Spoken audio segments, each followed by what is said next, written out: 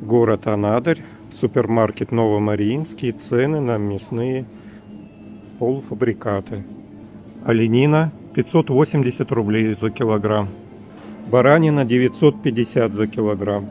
Свинина 495 за килограмм.